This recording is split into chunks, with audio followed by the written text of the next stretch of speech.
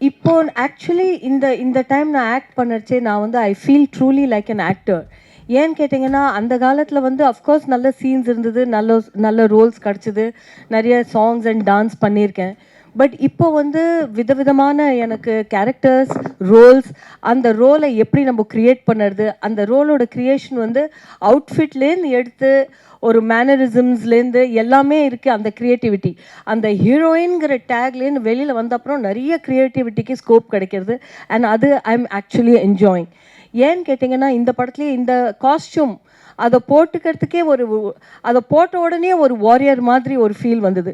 ஏன்னா என்னை பார்த்தீங்கன்னா நான் லீனாக இருக்கேன். ஆனால் இதில் வந்து நான் வந்து ஒரு வாரியர் குவீனோட ரோல். அதை நீங்கள் பார்த்தீங்கன்னா இந்த மாதிரி ஒரு பாடி ஃப்ரேம் அந்த மாதிரி ஒரு குவீனாக எப்படி இருக்க முடியும் அப்படின்னு அந்த கொஸ்டினை வந்து ஆன்சர் பண்ணணும்னா அது வந்து அது எக்ஸ்டீரியரை பார்க்காம உள்ளேருந்து என்ன ஆட்டிடியூட், எந்த இமோஷன், எந்த ஃபீல் அந்த கேரக்டருக்கு நம்மளால் கொண்டு வர முடியாது, ஆடியன்ஸை கன்வின்ஸ் பண்ண முடியாது. அதுதான் ஒரு ஆக்டருக்கு சேலஞ்சிங். அதுக்கு ஹெல்ப் தான் ஒரு காஸ்டியூம்.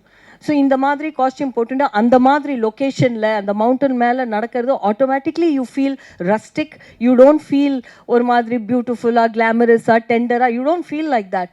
பாடி எந்த சைஸ் எப்படி இருந்தாலும் அந்த ரோலை உடனே அடாப்ட் பண்ணிட்டு அதை பர்ஃபார்ம் பண்ணுறதுல ஒரு சேலஞ்ச், ஒரு நஷா இருக்குது. அந்த எக்ஸ்பீரியன்ஸ் தான் நான் இதில் ஃபீல் பண்ணேன்.